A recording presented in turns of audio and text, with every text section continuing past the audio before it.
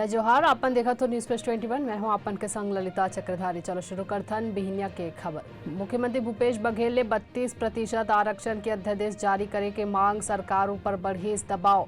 सर्व आदिवासी समाज के दोनों धड़हा मंत्री विधायक ला बुलाइस।